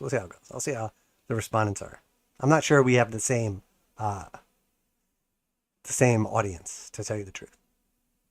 I mean, the fact that people even still like care about her. And like, I don't know, maybe it's just all bots. But if you ever go to the comment section of the ARC streams, it's like the best thing in the whole world. They're like, thank you so much for your insights, Kathy. We love you. I don't know what I would do without you, Kathy. You would have 80% more money. That's what you would do. You would still have all your money instead of none of it. But I mean, you could tell that's a cult. That's about as culty as it ever gets. She's like, this has been a rough year for innovation. I'm like, you lost 80% of people's money. She's like, I did not tell you to invest in my shitty fund. Oh, God. One day I'm just going to do a roast of Kathy. Oh, wait, I do that all the time. Never mind. Just that, though. Just that. I'll write a song. I already do that, too. So Microsoft. So we talked about this one already. We'll talk a little bit more about Amazon because I actually took a position in Amazon. So Apple. So we're still short on Apple, even though we're like basically taking the opposite end of that trade. Now, there's a possibility Apple's going to burst back up here to like 136 or something like that. Backtest that support as resistance and then roll over and go lower. There's also a possibility it surges back up and gets back above 140. For me now, though, obviously the 200s have been my line in the sand. But for the remainder of this trade, I'm at the point now where, you know, essentially I'll get out of the trade if we get back above 140 now. Like basically just trailing my stop loss. I'm not going to ride it all the way back up to 150. But I'm also not like, oh, that's it. Like we're going back up as we like backtest that previous low and potentially this. But, you know, in my opinion, somewhere around like 136 to 140 is basically like the line in the sand. We got to be careful, though. They're like this Apple position looking like it overstayed its welcome just a little bit. We got close to our target. But again, I'm not trying to get greedy on this. We made it down to like 124. Our target's down here like, you know, roughly like 116. We got pretty close, you know, with the entry of 170. So, you know, don't want to get overly greedy on this one. I mean, there's no way we could turn it into a loser at this point unless it like gaps back up above our entry, which is not possible. Famous last words. So Google at the lows, just getting absolutely destroyed.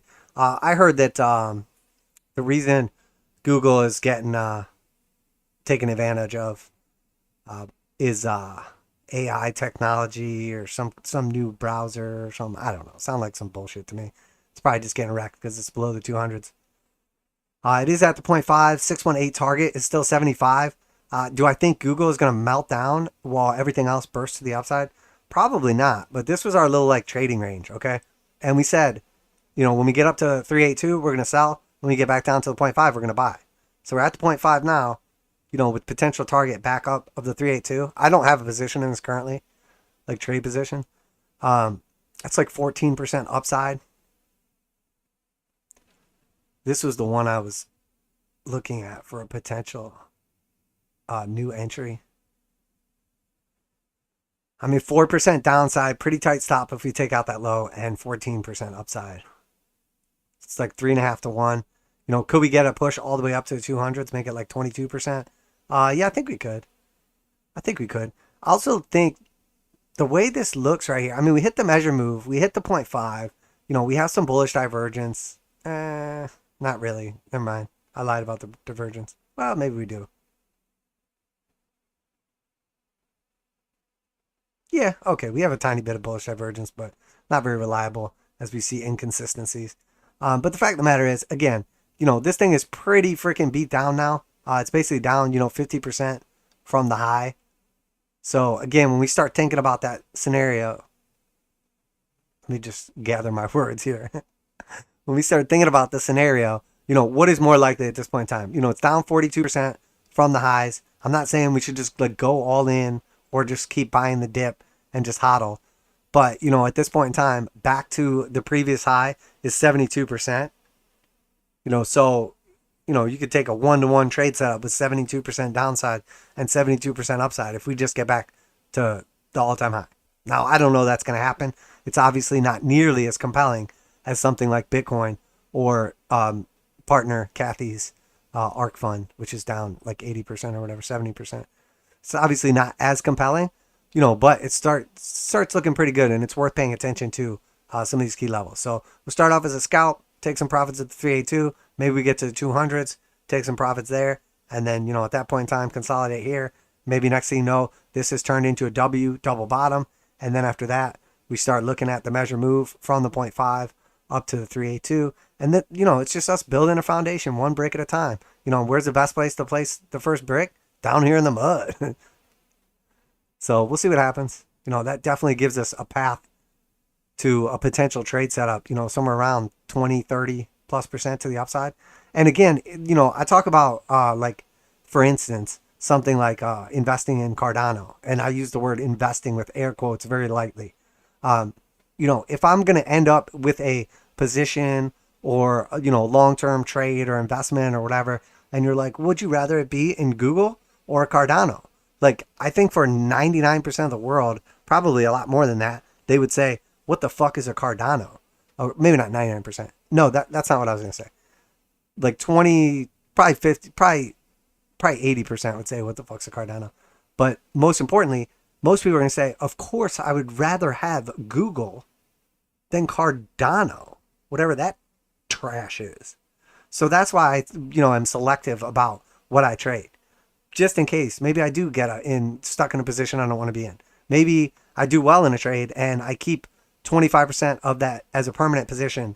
And then, Cardano just goes down 80% from there. And then Google goes up 200%. Like, which one do you want? Which one do you want to hold bags in? And I use the term hold bags lightly. Because, like, for me, holding bags is like, oh, I crushed it on this trade. And we made so much money that we kept 10% of the trade open in that. And now we have, like, crypto dust or Google dust or whatever. All right, so Meta is next. So we talked about this trade setup. I didn't like it personally, but we made an argument for actually basically like coin toss. I mean, obviously this trade we talked about in advance. I played out real nicely for anybody that took that one, the gap close capitulation trade. But this looks like a coin toss to me. Made a case for where you could short this down to support. If you expected it to go slightly lower, made a case for where you could long it back to 236 or the 200s. Obviously, the bullish trade is looking good right now. 45% potential upside. Again, not in that one. I don't really like Meta in particular. Same thing. If I have a choice between trading Google or Meta, I would rather just trade Google because Meta's trash. And the lizards. The lizard people. Come on. You know about the lizards. With the heat rocks and the lamps. The Marciano cherries. You guys might not know about those ones. I don't even know how to say that word. Marciano? Whatever. The little red cherries. The little like garnishes. Oh my God. Lizard people. Or lizards in general. Go nuts for those things. Iguanas. If you've never been to the Caribbean. Mark Zuckerberg also goes nuts when he sees one. I'm just saying. Not a coincidence? Maybe it is. Maybe it is. They are pretty good. But I've never seen anyone get that excited. Other than lizards. Real lizards. And if you don't believe me, just go ahead and Google it. Go ahead. Take a minute. Open another window. Check out YouTube. And just put in iguanas going nuts for cherries. I don't know how to spell it, let alone say it. I don't know how to say it, let alone spell it. So just hopefully autocorrect. All right. So enough about lizards. Jesus. Amazon. Let's talk about this one, okay? So we were talking about this Amazon potential trade setup from support right here for basically what amounts to the full round trip, the double bottom. I'm not saying I think this is like the macro bottom on Amazon and it never goes any lower, but I do think that there's a good possibility for, this little trade setup to play out. So 5% downside, 20% upside, 3.85 to 1 risk reward ratio. Again, I do still expect potential lower prices on Amazon as low as like 63. Seems like a high probability. But we hit the measure move for the breakdown. We hit the, round trip, back test. So we'll see what happens. We lost support right here. We came back down. We found support right here. So now I expect this to bounce back up and, this support to act as resistance. So that's all we're doing. We're just counter trend trading. Nice risk reward ratio, almost 4 to 1. That's what we want. Hard buy signal, bullish divergence, and, Amazon. Now, let's keep in mind, though, you guys know how I feel about Amazon, like actually, okay? I think potentially what's going to happen here, and I could be completely wrong, and maybe, this trade just blows up in our face, and everything I'm about to say is completely wrong. But also, it's probably just going to happen exactly like I said. We're probably going to run up here for the next few days and backtest somewhere around like 100, okay? And then when we get to 100, we're going to see some selling pressure come in, and it's going to correspond roughly, okay? Not to the day. Actually, you know what? To the day. And I'm just randomly picking this day out of a hat. It's not because they're going to report earnings or anything like that. This is just let's say randomly by roughly February 2nd of 2023 that we'll have already like topped out this little pop, and actually like this thing might get wrecked. Because you guys know, obviously, I expect Amazon to post negative sales for the year. Not negative sales, negative like profits for the year. AKA, I expect Amazon to have done hundreds of billions of dollars in business and made zero money. Throwback to the old days. So yeah, so we'll be real careful on that one, and that will definitely be one where we are locking in gains. Or the opposite. Maybe Amazon just crushed it and made just tons of money, and they like sold lots and lots of stuff, and then we're just like, surge! And then our Amazon dust will be worth a lot more, maybe.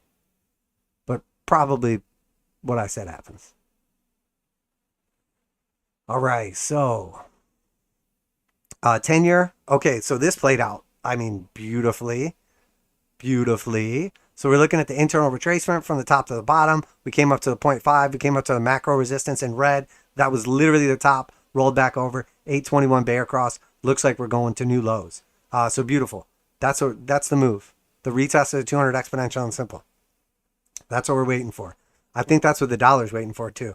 We see we came from the bearish control zone to the bullish control zone. Rolled over. Red histograms rolled over. Red slope line at the zero line. 821 breakdown. Seems very likely that we're coming down here to roughly somewhere in between 3.36 and 3.22. Excuse me. Big day coming up here on that as well. So obviously we got the Fed meeting coming in at the beginning of February. So, you know, if they raise 50 again at that, this thing probably is going to bounce back up. If they raise 25, I mean, we could see, honestly, the yields continue to come down. So U.S. oil, oh my God, listening to Kathy talk about oil on her most recent ARC stream. Now, I don't normally talk trash about my partners, okay? What am I? Come on, I talk trash about everybody that deserves it. What are we talking about here? Come on, I'll roast anybody.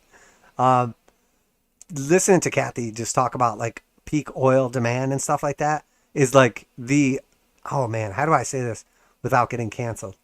It's the epitome of virtue signaling Westerner delusion. I think all those words are acceptable. To say that we have reached peak oil demand as human population is one of the most ignorant and disrespectful things you could ever say as a human being on earth. That's like saying, oh, I'm good now. I don't live in a hut somewhere with 3 walls and no roof, so I'm good. Oh, we're fine. I live in a first world country that's super rich, and I'm part of like a 1%. So I think the human race has used enough oil, so we're just going to see like demand and also production fall from here. Like, that is the most ignorant thing I have ever heard on earth. That's like saying, hey, we're cavemen and there's like no, fire or electricity or anything like that. And it's like, so we like figured out how to make fire. And so now like we don't need to do all that old stuff we used to do back before we had the fire anymore. That's all trash. And a matter of fact, now that we have, whale blubber that we're going to use for power, we don't need to like burn sticks and stuff anymore. Ew, that's gross. And now that we have, solar energy and electric cars, we're not going to use like internal combustion engines or any of that stuff anymore, or burn wood or coal or yuck. Like, that is the most entitled, like, ridiculous thing I have ever heard in my life. There's literally still people living on planet Earth that don't have clean water or fire.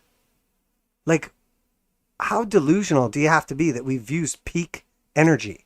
Like, energy is how the human race thrives. There's clear connections between our consumption of energy as a population and our like comfort like of living. It's insane to me to hear someone talk like that. So, it made me, honestly, I was thinking, like, why am I even partnered up with this woman? Maybe I'll drop her. I don't know. I'm starting to regret my decision already. But the truth is, I mean, it's just crazy to think that. It's crazy to think that. We didn't stop using fire once we figured out how to, like, do other stuff. It doesn't make any sense. So, you know, short term, obviously, still bearish on oil, energy in general. But long term, still very, very bullish. I do not think that, you know, we have reached peak oil.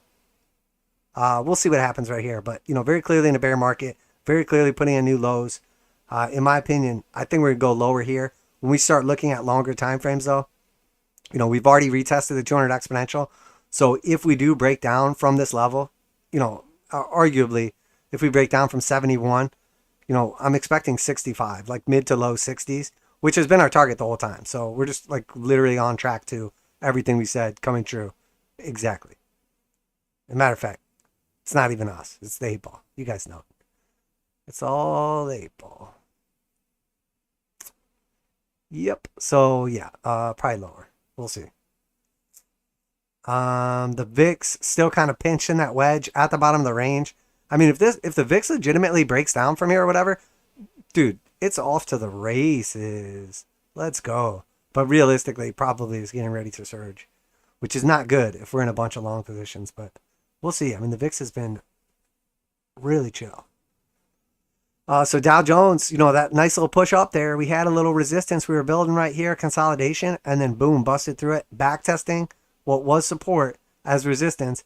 But if we get back above this level, I mean, this still looks good to me. You know, we're on top of the 200s. 200 exponential is bullish. 200 simple is like, you know, basically flat. This is what the beginning of bull markets look like, okay? They look like this. This is what the bull market looks like in the beginning. Oh, wait, are we bullish now? I don't know. Yeah, we are. No, we're not. Yeah, we are. No, we're not. You know, and then after a while, it's like, actually, yeah. See, people probably got scared right here. Lower low. You know, but really it's just a back test at 200 simple. You know, we're seeing the bull trend start to develop. And then after that, everybody's bullish. Doesn't take long from the back test that holds before we start gapping up to new highs, new all-time highs, and it's off to the races. So, you know, again, I'm not saying that we have to be bullish. I'm not saying we have to be at new all-time highs, but let's not act a fool here. I mean, there's a good possibility actually that, you know, keeping in mind from where we're at right now to all-time highs is 9.9%. So if I'm like, the Dow Jones will be at new all-time highs by end of year, it's like, that's insane. And then if I'm like, the Dow Jones will surge 9.9% by end of year, you're like, 9.9%? I could see that. Same thing. Same thing. So we'll see what happens. But as long as we're holding above the 200s, I mean, look, strategy says, let's go. SPY still looking very, very weak. Also, the problem with the SPY here, or the S&P, is descending resistance in red, the 200 exponential and simple, and the 236 macro are literally all at the exact same spot. So what's going to happen tomorrow? The market's going to open, or in pre-market, you know, over the next like 1 to 2 days, we surge up and retest 398. That's what's going to happen. You know, hard buy signal will come in the bearish control zone, bunch of green histograms. It's going to happen. What happens after that is what matters, okay? Because this is basically the SR flip. You know, this is a ton of resistance. So if we burst through this resistance, we're going to surge back up here, and we're going to start pulling the dirty Dow, okay? We'll be retesting those highs before long. That's the measure move if we break out. That's retest of all-time highs.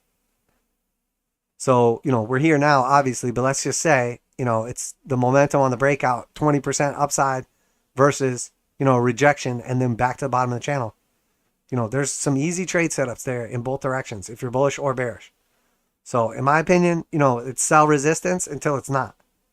If we get back above the 200 exponential and simple here, they'll flip green or blue pretty quick. And we'll break through the 236. We'll break through that resistance.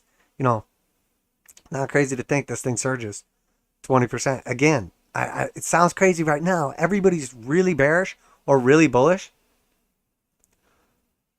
I don't think it's crazy to say, like, you know, it's Tom Lee's time to shine. Maybe. So triple Qs basically at the lows right now.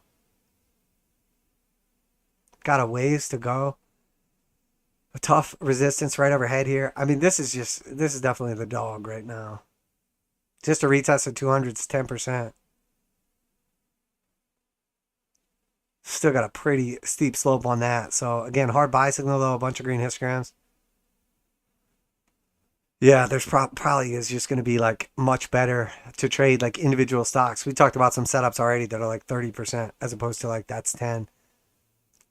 IWM, the already. So we held above the key support right here in white. Obviously don't want to end up in the this big chonker right here. You know, this is the 2018, 2020 highs.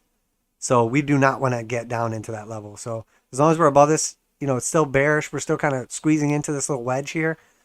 But we're at resistance, the descending resistance, as well as the 200 exponential and simple, as well as the internal 236 retracement. I think there's a strong case for this making it to at least 200, if not like 210, even if it doesn't go to new all-time highs. So, and then XLE's been staying strong right here. We talked about that. There was another thing Kathy talked about on her most recent ARC stream. I sent her an email about it. I'm like, look, Kathy, if we're going to keep working together on this stuff, you got to get your head out of your own ass and other people's asses as well, because it's not really serving anybody any good. But she was essentially talking about how XLE is like, doesn't make any sense, why it would like be bumping its head on highs when oil's down so much. She's obviously brain dead retard. And normally I don't talk that much negative about people that I'm partnered up with. But I mean, the truth is, it's really showing. We have explained multiple times why XLE is essentially at highs and how these companies are making massive amounts of profit with massive amounts of demand, regardless of the oil price. Like they were making a shitload of money when oil was $60 a barrel and it's, you know, 70 something right now. So they're still going to make a shitload of money. It's just not as much as when it's 120. But the amount of demand at 120 is substantially less than the amount of demand there. So there's definitely like a give and take to it, but it makes perfect sense to anybody with half a brain why the oil energy companies will be doing well, but the underlying asset is not. And the fact that she consistently calls herself and her group of people like the best research team in the business, like literally makes me want to like, you know, I'm not going to go Dana White on her ass, but you know, at least like give her a noogie or something. Are noogies acceptable? I don't even know if you can say that word. It sounds controversial. And that's when I told him, get out of here. I'll give you a noogie. What'd you say to me? Yeah, that sounds bad. I shouldn't say that anymore. I'm going to get canceled for sure. All right. I think we're done. What's up? Where did we make it to? So Mark says, got it. So H bar is about to move up further as they haven't crossed. H bar is about to move up further. They haven't crossed. Well, I mean, it doesn't have to happen, obviously, but that's like typically the signature that you see leading up to like a nice push to the upside. Hexivol says, are you talking about the 200 EMA crossing the SMA? That's part of it. That's part of the steps. When the 200 exponential crosses above the simple, that is a bullish move if it's across to the upside, or a bearish move if it's across to the downside. It means that not only it means the momentum is accelerating more recently in that direction. So it typically is what happens towards like the start of a trend. So like, for instance, on XLE right here, we see we're in a powerful uptrend. The 200 exponential, the light blue, is above the 200 simple. Here we start to like lose the trend or consolidate for a bit, and the 200 simple crosses above the 200 exponential. We talk about that all the time, how we often will put in a new all-time high or a new low on an asset after the 200 simple crosses above or below accordingly. What it means is we're losing momentum. Doesn't mean the momentum can't still carry us to a new high or a new low. It means we're losing momentum. So let's say, for instance, we were to consolidate up here and the 200 exponential started to accelerate and cross back above the 200 simple. It tells us that we're more likely going to continue the trend, as opposed to if we just kind of like keep pushing up and we just kind of do whatever, and then eventually, you know, it typically rolls over. Now, it doesn't have to happen like that, but we'll see. You know, here's a specific example: 200 exponential above the 200 simple. We're losing momentum right here, consolidating. We push up again, and actually after a little bit, one more retest, 200 exponential crosses up, and this thing goes from basically kind of consolidating, kind of moving up to like a much more aggressive bull trend. So the 200 exponential above the 200 simple is like a much more aggressive, like there's much more confidence in the trend and its overall continuation. And, you know, again, that could be the exact same situation, but in a bear trend. So here we have the 200 exponential is below the 200 simple as this thing is melting down. And then we backtest all the way back up here. And then we see right here, actually, what happens is the 200 exponential crosses above the 200 simple, or the 200 simple crosses below the 200 exponential. Oftentimes that will mark the bottom. It tells us, hey, we're in a downtrend. It's very powerful. And then it says, well, actually, it's not as powerful anymore. It's losing momentum. And then next thing you know, it's actually crossing back into a bull trend. So it's just one more signal, one more, you know, thing that we can put in our utility belt. And, you know, one more reason why I use both of these.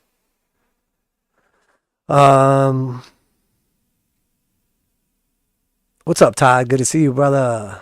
Thank you as well. Appreciate you taking the time to watch, comment, all that good stuff. Mark says the 8 and 21 haven't crossed on the daily. Man, I'm not sure what I was looking at when you said that, guys. I like literally just glance over at the comments in between, like looking at like chunks or whatever. So be a little more specific about what asset you're talking about or something. J Hoff says, almost missed the stream. Damn near ended up in a van down by the river. You know what, J Hoff? It's not too late. You may still end up in a van down by the river. Durwood, interesting times. Bullish on discipline. Yeah, I mean, that's exactly what it is, man. You know, you're not going to feel confident when, you know, the asset class that you're looking at is kind of showing some bullish signs, but still mixed signals. And then like slowly over time, what happens? More and more bullish signals, more and more confidence, more and more momentum. And then next thing you know, you're in a full-on bull market, you know, and we're going to the moon in our space Lambos or whatever you kids are into. So yeah, I think we're going to wrap it up there. That was a nice stream, went a little long, but I wanted to talk quite a bit about just that kind of step back reevaluation and how you look at things. It's more of a like professional level way of doing things. You know, most like retail people are not doing like rebalances and like reevaluating technicals because it's the end of the quarter or year or whatever. But I think it's important that, you know, retail or like people do the exact same thing that institutions are doing, because a lot of the reason that they're successful is because, you know, of that. So, you know, figure out what you do. You don't have to follow my exact strategy or anything. You don't have to use my indicators. You don't have to do any of the stuff that I do. I'm just showing you what worked for me, guys. And, you know, hopefully you guys learn from it, build a better system, and then count me in. Because, shit, I'm tired of doing all the work. But I think that's it for today. I appreciate everybody tuning in. Hope you all enjoyed the stream. Everybody have a wonderful week. We will definitely be doing that Wednesday stream. So Wednesday live, 8 p.m. But yeah, we'll go ahead and wrap it up there. Obviously, you guys know none of this is financial advice. I'm not your financial advisor. These markets are extremely volatile. Please do your own research, trade responsibly. If you do listen to what we say in the stream and take it as financial advice, you will end up living in a van down by the river. But honestly, though, van life's not so bad. Could be worse. Could get scammed on some crypto eggs. By a Disney kid. God, I will never be stupid enough to get scammed by a Disney kid on some crypto eggs. But a lot of people did, so apparently there's another one born every day. All right, so we'll wrap it up there. It is 9:55 p.m. Eastern Standard Time on Sunday, January 8th, 2023. I am Crypto Trend Trader, and I'm getting the F out of here. See you guys on Wednesday. Appreciate everybody tuning in.